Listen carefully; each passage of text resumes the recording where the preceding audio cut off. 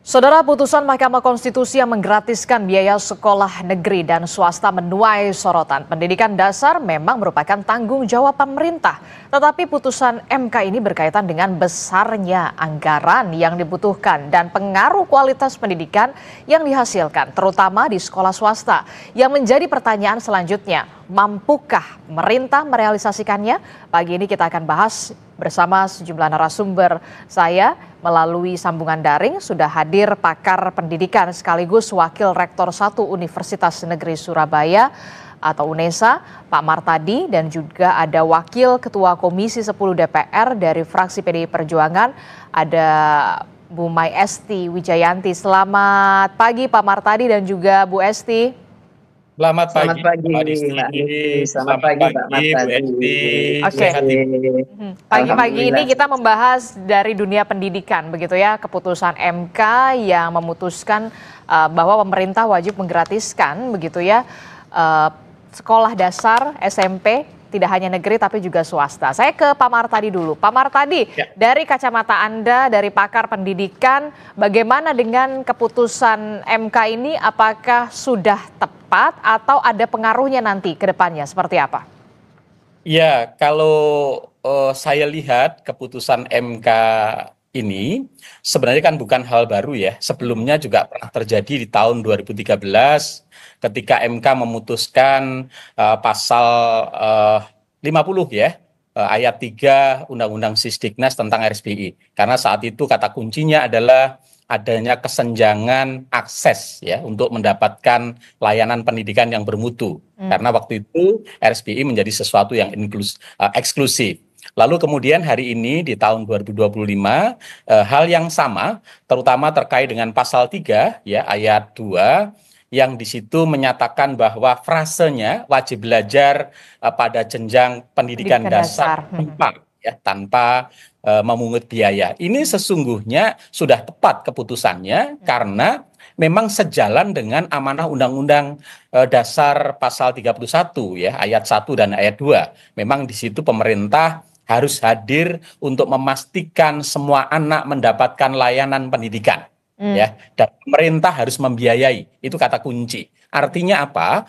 Di dalam Undang-Undang Dasar 45 pasal 31 memang tidak disebut ada sekolah negeri atau sekolah swasta. Artinya semua pendidikan itu pemerintah harus hadir. Lalu kita lihat di Undang-Undang Sisdiknas yang pasal 34 ini memang terkesan bahwa hanya pendidikan negeri saja yang kemudian gratis, sementara pendidikan swasta tidak gratis. Nah ini kemudian hari ini kita sadar bahwa kapasitas daya tampung sekolah negeri itu terbatas. Terbatas, betul. Sementara jumlah anak yang harus mengikuti wajib belajar sesuai dengan amanah undang-undang itu jumlahnya lebih besar. Nah sehingga mereka terpaksa dan dipaksa untuk masuk ke sekolah swasta yang berbiaya. Nah inilah kemudian yang menurut saya menimbulkan ketidakadilan karena pemerintah undang-undang memaksa semua anak mendapat layanan pendidikan dan itu harus dibiayai oleh negara, tetapi masih terdapat sebagian anak yang belum mendapatkan layanan pendidikan itu dan mereka harus membayar sendiri. Ini menurut saya sebuah keputusan yang tepat dalam konteks ini. Tetapi ada implikasi, ya, ada implikasi tentu.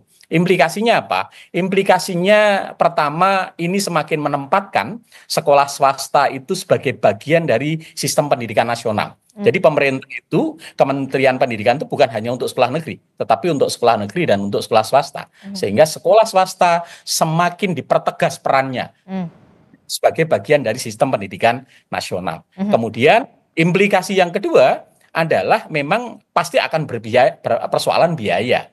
Ya. Itu yang saya tadi mau tanyakan sebenarnya soal biaya. Menyiapkan biaya yang lebih besar. Sementara bos yang diberikan oleh pemerintah, sementara ini hanya mampu untuk mengcover biaya operasional. Sementara di sekolah itu ada biaya operasional, biaya personal, gaji guru, ada biaya investasi, ada biaya untuk gedung dan sebagainya. Nah ini yang harus dipikirkan bersama agar kemudian ketika nanti sekolah betul-betul didorong untuk ikut bagian dari wajib belajar yang menggratiskan, mereka tidak downgrade tadi, tidak mengalami penurunan kualitas. Nah pemerintah dalam hari ini kementerian harus merumuskan betul kriteria sekolah yang tidak termasuk kategori tertentu tadi yang Oke. tadi Bu Esti sebut tadi. Oke, tapi sebelum sampai ke situ, ya betul, yang jadi pertanyaan selanjutnya adalah soal yang harus dipikirkan oleh negara atau pemerintah adalah soal pembiayaannya begitu ya Bu Esti ya, karena kan anggarannya pasti besar sekali begitu ya, karena pemerintah harus hadir begitu, wajib hadir untuk bisa memberikan layanan pendidikan kepada seluruh anak Indonesia, utamanya di pendidikan dasar begitu. Nah, kalau dari DPR sendiri bagaimana ini kalau soal pembiayaan? Pasti yang menjadi pertanyaan, bisa nggak nih terrealisasi setelah ada putusan MK ini? Ya, Mbak Anisti, terima kasih. Saya menyambung apa yang sudah disampaikan oleh Prof. Martadi tadi. Yang pertama, kita menyambut baik terhadap apa yang sudah diputuskan oleh Mahkamah Konstitusi. Dan ini adalah sebuah perjuangan panjang dan selalu kita suarakan di ruang-ruang rapat kerja di Komisi 10. Nah, tentu saja ketika kami menyuarakan pun kita sudah mengkalkulasi. Sebenarnya pemerintah bisa dengan anggaran mandatory spending dari Undang-Undang Dasar 1945 bahwa 20% anggaran itu harus diberikan dari APBN untuk pendidikan, maka itu sesungguhnya sekali lagi saya mengatakan bisa dilaksanakan meskipun itu harus secara bertahap. Yang pertama saya mencoba mengkalkulasi jumlah siswa seluruh Indonesia, baik SD maupun MI, itu ada sejumlah kira-kira 28 juta. Yang SMP maupun MTS itu kira-kira 13 juta. Jika kemudian ada persyaratan tertentu yang harus kita lakukan, misalnya saja harus semuanya sesuai dengan standarisasi pendidikan kita, baik kurikulumnya, baik kemudian muatan-muatan yang pendidikan yang diberikan kepada para anak didik, dan kemudian juga soal guru dan yang lainnya. Saya mencoba mengkalkulasi. Karena sudah ada Kabupaten Kota Semarang yang melakukan percobaan itu beberapa tahun ini dengan memberikan bos sebanyak 150.000 kepada sekolah yang siap menerima program itu. Saya mengkalkulasi ketika satu siswa itu diberikan bos, bukan diberikan kepada siswanya, tetapi untuk operasional, termasuk untuk guru, termasuk kemudian juga untuk perawatan dan yang lain sebagainya, itu kira-kira 250.000 per siswa per bulan. 250.000 per siswa per bulan. Iya, saya menghitung agak yang minimal mestinya bisa disiapkan. Kalau 250.000 per bulan per siswa itu kira-kira seluruh SD itu membutuhkan 5 triliun per bulan. Kemudian SMP itu siswanya kira-kira 13.000. Nah, kalau yang memenuhi persyaratan kira-kira 10.000 bukan 13.000, 13 juta, 10 juta, maka dibutuhkan 5 triliun juga per bulan kalau per siswa 500.000. Jadi SD 250, SMP 500.000, itu kira-kira negara menyiapkan 10 triliun per bulan. Maka hanya membutuhkan 120 triliun per bulan. Sementara anggaran pendidikan kita totalnya adalah 724 triliun untuk 2025. Maka dengan realokasi anggaran tepat, termasuk kan di situ DAK, itu di dalamnya adalah BOS dan juga gaji, itu ada 347 triliun sendiri, termasuk revitalisasi. Nah, ini kita berbagi tugas nanti dengan pemerintah daerah. Soal operasional sekolah termasuk guru-guru, maka kita nyiapkan 120 triliun per tahun. Nah, tetapi untuk perawatan sekolah misalnya atau perbaikan revitalisasi sekolah itu dilakukan oleh pemerintah daerah sesuai dengan kewenangannya. Sangat cukup, sangat cukup. Karena memang ada beberapa split anggaran, alokasi anggaran yang kita rasa selama ini memang belum tepat. Hanya kemudian kita harus memikirkan, swasta ini kan mayoritas gurunya tidak digaji oleh pemerintah selama ini. Maka ada pemikiran swasta harus dinaikkan bosnya atau biaya per bulannya daripada dibandingkan dari negeri. Tapi ini sekolah swasta yang mana dulu nih? Kan sekolah swasta ada grade-nya juga, Bu Esti. Yes, itu yang mau saya sampaikan. Bahwa swasta yang sudah mandiri, biarkan sekolah ini tetap mandiri. Dan kemudian juga ada pilihan bagi sekolah swasta, ikut bergabung bersama untuk mengikuti program pemerintah atau kemudian mereka memutuskan untuk tidak. Kalau Oh, untuk tidak, oke. tentu saja tidak bisa kita paksakan. Oke. Tidak bisa kita paksakan, setidaknya negara sudah mencoba Menawarkan. menyampaikan, ini kami akan fasilitasi. Mhm. Nah, tapi kalau kemudian swasta mengatakan, maaf kami tidak bisa ikut bergabung dengan program ini karena kami sudah mandiri, itu pun dilindungi oleh undang-undang karena yang dari masyarakat pun diperbolehkan untuk tetap memberikan sumbangsihnya di dunia pendidikan kita. Begitu, Mbak. Oke, sudah dapat poinnya. Jadi, untuk sekolah swasta yang mandiri, ada pilihan mau ikut program pemerintah begitu ya, kemudian digratiskan atau kemudian benar-benar mandiri seluruhnya, begitu ya? Ya, saya kira ada poin-poin yang kemudian memang harus kita diskusikan lebih lanjut. Mandiri atau hanya mendapatkan 100% mandiri atau bos yang kemudian tentu sangat berbeda dengan yang harus kita berikan kepada sekolah-sekolah yang bersiap bergabung untuk program sekolah gratis pendidikan dasar. Mhm. Begitu, Mbak. Oke, bagaimana Pak Martadi melihat penjelasan dari Bu Esti tadi? Kira-kira ada sekolah swasta yang memang benar-benar mandiri begitu ya, jadi diberikan pilihan kalau mau ikut boleh, kalau tidak tidak apa-apa begitu. Apakah nanti yang mungkin ada juga pertanyaan nanti, wah nanti jangan-jangan ada kualitasnya, kualitas pendidikannya yang berbeda nih. Biasanya kualitasnya di sini, kemudian nanti kemudian ada yang digratiskan, mungkin ada kekhawatiran juga akan penurunan atau downgrade kualitas begitu. Apa yang bisa difikirkan atau seperti apa nantinya kira-kira menurut Anda dari pakar pendidikan Pak Martadi? Ya, tadi betul yang disampaikan Bu Esti ya, bahwa di keputusan MK itu kan tidak berlaku untuk semua sekolah swasta. Oke. Sekolah-sekolah swasta dalam kategori tertentu masih dimungkinkan untuk bisa menarik. Tadi disebut dengan istilah sekolah swasta yang mandiri. Memang PR-nya kita yang harus diformulasikan adalah sekolah swasta disebut mandiri itu seperti apa? Mhm. Apakah yang SPK ataukah yang dia menarik biaya dengan jumlah tertentu misalnya gitu ya, sehingga nanti harus ada penawaran kepada pihak sekolah swasta mana yang mereka ingin ya bergabung dengan program ini. Tentu ketika mereka menyatakan bergabung harus mendapatkan tadi hak-hak ya yang diberikan pemerintah agar kualitas pendidikan yang diselenggarakan tidak mengalami penurunan kualitas gitu ya. Oke. Tetapi sekolah-sekolah yang selama ini memang sudah punya kurikulum khusus,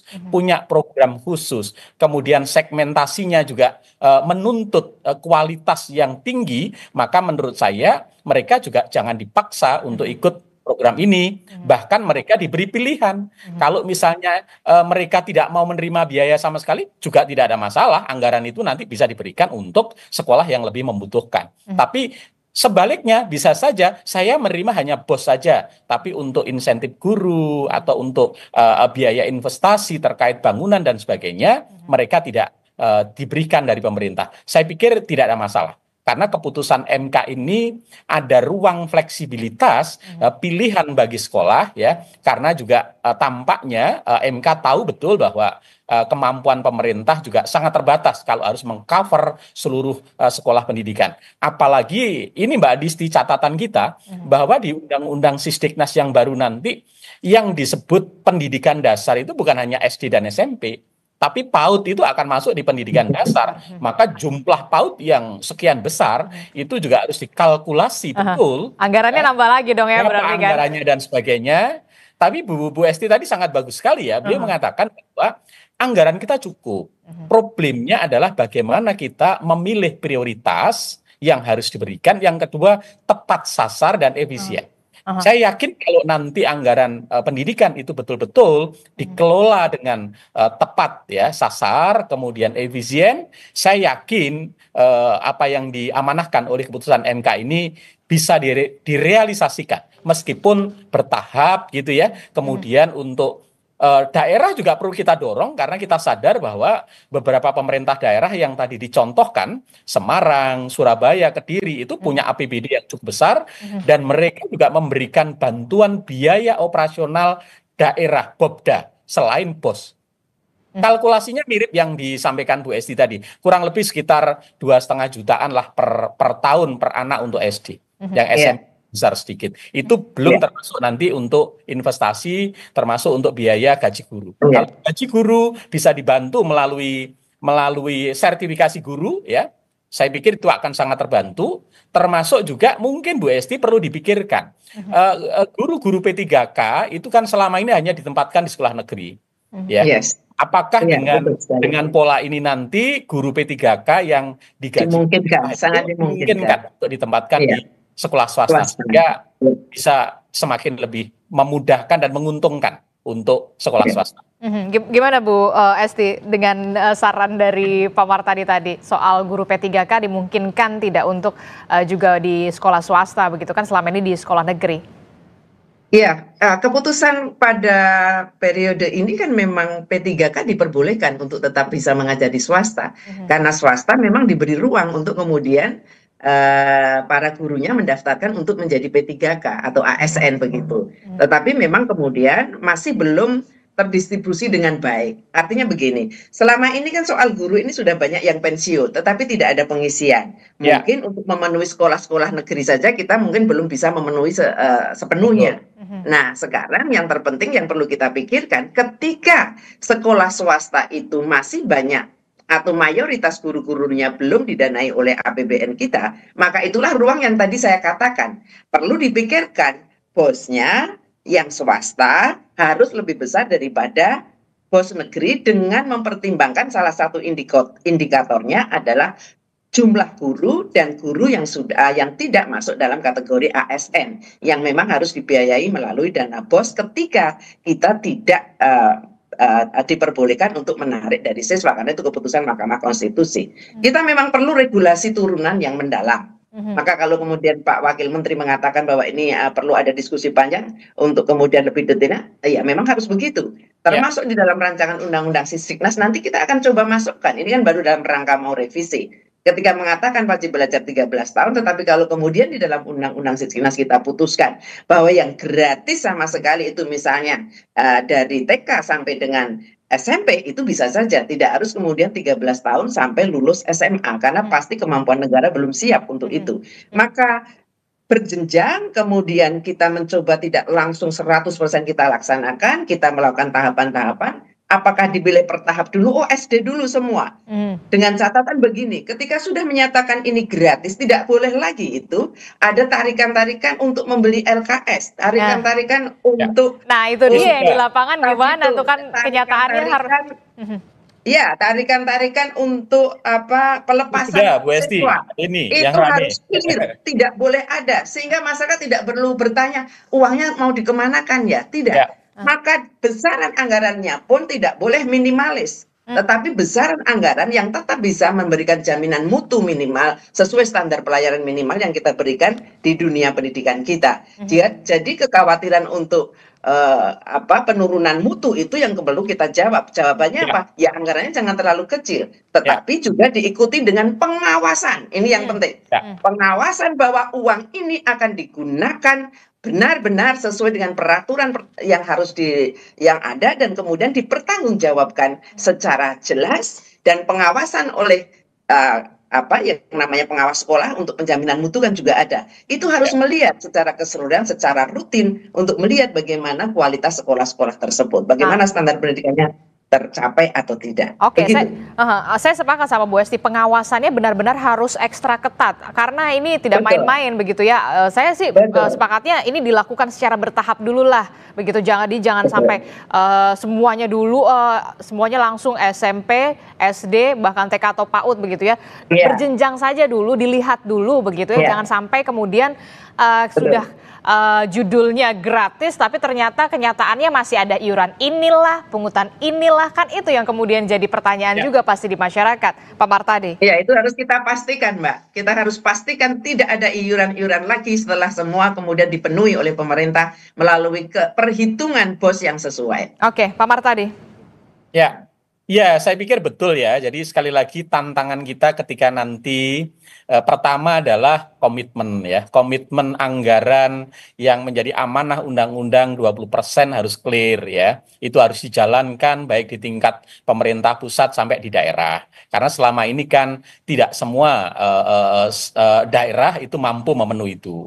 Yang kedua adalah prioritas, sehingga anggaran yang terbatas tadi harus betul-betul bisa dialokasikan kepada sekolah-sekolah untuk memenuhi ya kebutuhan bukan minimal, tetapi kebutuhan yang relatif bisa memastikan pendidikan yang bermutu. Karena hari ini isunya bukan orang tua itu bukan sekedar anak sekolah, tetapi sekolah yang bermutu gitu ya. Maka itu yang dipikirkan.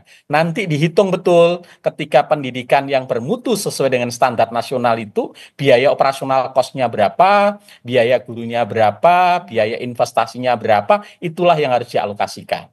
Tidak harus semua sekolah dulu, tetapi penting dipikirkan mana sekolah-sekolah yang sudah mandiri dulu, jangan menjadi prioritas. Mana sekolah-sekolah yang harus betul-betul dialokasikan dalam waktu dekat, tetapi dipenuhi dengan penuh. Ya, sehingga kita bisa memastikan layanan pendidikan di sekolah itu sesuai dengan standar nasional. Ya, Ya itu sesuai dengan standar nasional karena kan ya kita lihat saja beda lah sekolah-sekolah di kota-kota besar dengan sekolah-sekolah di perbatasan, sekolah-sekolah di pedalaman, bahkan kita merasa sedih ketika fasilitasnya kok seperti ini begitu. Apakah mereka merasa aman atau nyaman bisa menempuh pendidikan, itu yang kemudian juga harus difikirkan begitu Pak Martadi dan juga Bu Esti. Betul. Ya, saya kira demikian, Mbak. Jadi memang keputusan ini ada keputusan yang sangat baik dan memang harus ada perencanaan untuk pelaksanaannya. Karena memang ini bersifat final dan harus dilaksanakan. Sehingga tahapan untuk melakukan keputusan MK ini harus segera mulai didiskusikan dan kemudian kita akan lihat bagaimana prosesnya nanti atau berapa tahun kemudian akan kita totalkan selesai betul-betul SD SMP ini kita gratiskan, tidak ada lagi beban dengan catatan tertentu, termasuk soal standar pendidikan yang harus terpenuhi, termasuk kurikulum yang sesuai ditetapkan oleh pemerintah dan yang lain-lain sebagainya. Termasuk juga fasilitas juga di sekolah masing-masing begitu ya, apalagi sekolah-sekolah di daerah-daerah terpencil. Tadi minimal 250.000 itu sudah dalam masuk kategori bahwa fasilitas pendidikannya dengan rata-rata misalnya siswa 100 anak per sekolah untuk SD itu saya kira memungkinkan. Kalau bisa lebih ya lebih baik untuk bisa kita lakukan itu. Oke, itu artinya dalam waktu dekat akan segera melakukan rapat kerja bersama dengan Kemendikdasmen untuk membahas ini secara detail, mekanismenya akan seperti apa ke depannya. Pasti. Ya, Komisi 10 sudah merencanakan minggu pertama kita masuk di masa sidang berikutnya ini, kita akan segera mengundang Kemendikdasmen. Karena ada isu-isu krusial, tentu saja yang utama adalah mengenai keputusan Mahkamah Konstitusi. Dan saya kira Dikdasmen juga sudah mulai melakukan perencanaan untuk kemudian berhitung berapa kebutuhan yang harus disiapkan dari APBN kita untuk kemudian itu bisa terlaksana dengan baik, dengan tahapan-tahapan yang kemudian bisa kita lakukan sesuai dengan kemampuan fiskal kita, begitu. Termasuk juga saya titip soal kesejahteraan guru dan juga para pendidik begitu ya, Bu Esti. Terakhir Pak Martadi, apa yang kemudian bisa disampaikan oleh Bu Esti begitu ya, nanti akan ada rapat kerja juga bersama dengan Kemendikdasmen. Apa kira-kira yang menjadi tantangan ke depannya dalam beberapa poin jangka pendek dan juga jangka panjang ketika memang keputusan MK ini akan segera direalisasi secepatnya? Ya, pertama adalah keputusan MK ini bersifat final, sehingga tidak ada tawar-menawar, harus dilakukan, gitu ya, harus dilaksanakan. Kemudian yang kedua, ketika ini dilaksanakan tentu membutuhkan ya regulasi turunan dari keputusan MK ini agar nanti di lapangan itu betul-betul bisa berjalan dengan baik. Ada beberapa tantangan tadi. Pertama adalah terkait kemampuan fiskal yang ada di kementerian maupun di pemerintah. Ini harus dialokasikan betul, dihitung betul ya, sehingga di tahun ini juga kita bisa mapping sekolah-sekolah yang prioritas untuk dilibatkan dalam program ini, sehingga betul-betul nanti tahun ini jalan betul, kemudian orang tua merasakan bahwa MK keputusan ini betul-betul bisa memudahkan dan meringankan mereka untuk mendapatkan layanan pendidikan. Yang tidak kalah penting tadi, menurut saya yang harus dikawal adalah bahwa sekolah swasta itu bukan hanya membutuhkan biaya operasional, tetapi ada biaya personal, ada biaya untuk investasi, ada biaya untuk sarana dan sebagainya. Sehingga nanti pembiayaannya, kalau mereka memang dilibatkan dan mau terlibat, harus dipikirkan. Tidak sama dengan BOS yang diberikan selama ini. Yang kedua, pemerintah daerah harus hadir, ikut terlibat. Karena pemerintah daerah yang mampu, mereka juga punya cukup alokasi anggaran untuk itu. Nah, lalu yang ketiga, sekolah swasta juga harus mulai dilibatkan dalam bagian dari sistem SPMB yang zonasi ini. Jadi bukan hanya SPMB zonasi itu hanya untuk sekolah negeri, tapi sekolah swasta ini juga menjadi bagian karena mereka sudah semi negeri nih, karena hanya statusnya saja swasta, tapi operasionalnya, layanannya, pembiayaannya sudah sama dengan negeri, termasuk kualitasnya. Sehingga tidak lagi di setiap tahun kita selalu disibukkan dan diributkan dengan problem yang sama, apa? Terkaitan penerimaan siswa baru. P3K juga harus dialokasikan untuk sekolah-sekolah swasta yang mau terlibat, termasuk harus dipastikan sertifikasi guru ya dalam jabatan, baik sekolah negeri maupun swasta juga harus dikawal sehingga mereka di sekolah swasta pun mereka akan mendapatkan gaji yang cukup ya ketika mereka memang melayani anak-anak bangsa ini. Saya kira poin-poin itu yang perlu dipikirkan, Mbak Adisti. Upah yang cukup dan juga layak pastinya ya, Pak Martadi ya.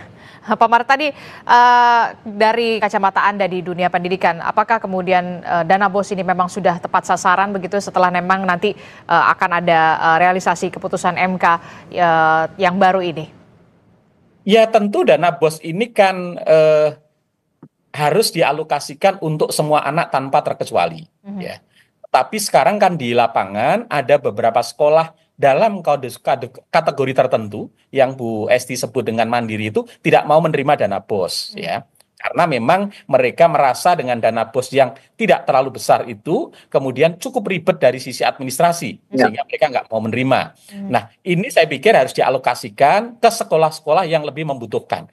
Biarlah sekolah-sekolah SPK, sekolah-sekolah internasional, sekolah-sekolah yang sudah mandiri, biarlah mereka punya segmen khusus. Orang tua juga tidak keberatan untuk membayar biaya pendidikan anaknya. Saya pikir nggak ada masalah. Yang terpenting mereka juga jangan kemudian kita lepas, tetap menjadi bagian dari sistem pendidikan nasional kita, sehingga disparitas mutu sekolah di Indonesia itu juga tidak terlalu terjadi. Karena selama ini kan muncul ke sekolah yang eksklusif dan sekolah yang tidak eksklusif dan sebagainya. Saya kira itu Mbak Adisti. Termasuk juga soal realisasi ini nanti kemungkinan akan bertahap dulu begitu. Anda setuju soal itu juga, Pak Martadi? Tampaknya iya, karena kalau menghitung fiskal, kemudian tadi sudah disampaikan oleh Bu Esti ya, tampaknya kan memang belum akan mampu mengcover seluruh biaya operasional itu. Nah oleh sebab itu, toh di dalam keputusan MK juga tidak mewajibkan semua sekolah harus di-cover, tetapi sekolah-sekolah dalam kategori tertentu boleh untuk tetap menarik biaya. Ya, saya pikir nanti ada beberapa skema yang sekolah swasta full ikut program ini bisa di-cover penuh, ada sekolah yang tidak sepenuhnya masuk di program ini, mereka masih boleh menarik sebagian, dan sekolah yang benar-benar mandiri. Saya pikir ini menjadi salah satu pilihan-pilihan untuk mengatasi keterbatasan anggaran, kemudian prioritas yang harus dialokasikan, jumlah siswa yang harus diberikan biaya juga cukup besar, dan bertahap nanti harapannya dengan kemampuan fiskal negara yang semakin besar, semua sekolah bisa tercover seperti yang kita harapkan semua. Tidak ada lagi sekolah swasta dan negeri, dikotomi itu, semua anak Indonesia dimanapun dia bersekolah, dia berhak mendapatkan layanan pendidikan yang layak dan pemerintah hadir membiayai. Oke, Pak Martadi. Terakhir Bu Esti, silakan. Iya. Kami berharap memang keputusan Mahkamah Konstitusi ini akan secara bertahap tetapi secepat mungkin bisa kita laksanakan secara keseluruhan dengan kajian mendalam, penghitungan kalkulasi fiskal dan kemudian regulasi-regulasi turunan yang harus segera bisa kita laksanakan. Karena ini adalah bagian dari sebuah komitmen kebangsaan kita yang memang sudah dituangkan di dalam Undang-Undang Dasar 45 maupun di dalam Undang-Undang Sisdiknas. Tentu ini akan semakin kita perjelas sebagai anggota DPR RI Komisi 10, nanti di dalam rancangan Undang-Undang Sisdiknas akan kita pertegas bagaimana negara ini benar-benar akan melaksanakan apa yang sudah dituangkan di dalam keputusan Mahkamah Konstitusi, memberikan pendidikan yang bermutu dan berkeadilan untuk semua, dan tidak ada seorang anak pun yang putus sekolah karena persoalan pembiayaan, karena negara menjamin dan untuk membiayai setidaknya sampai lulus sekolah menengah pertama. Ini harapan kami dan kami meyakini bahwa ini akan kita bisa lakukan dengan baik ketika kita memperhitungkan ini dengan cermat. Anggaran APBN kita pasti mampu untuk membiayai soal itu dengan ketentuan-ketentuan yang berlaku. Demikian, Mbak. Oke, kita harapkan nggak apa-apa bertahap dulu, yang penting semuanya berjalan dengan lancar begitu ya dan juga baik, tepat sasaran pastinya, termasuk juga soal pengawasannya juga kami titip juga Bu Esti dan juga teman-teman di DPR begitu ya, karena ini menyangkut uang rakyat yang kemudian juga dikembalikan lagi kepada rakyat untuk bisa kemudian anak-anak Indonesia mendapatkan akses pendidikan yang layak dan juga fasilitas pendidikan yang layak, karena semua anak-anak Indonesia ini harus tetap menempuh pendidikan yang bermutu untuk menciptakan Indonesia emas di 2045. Terima kasih Bu Esti, Pak Martadi telah bergabung bersama kami. Sehat selalu. Assalamualaikum warahmatullahi wabarakatuh. Salam hormat.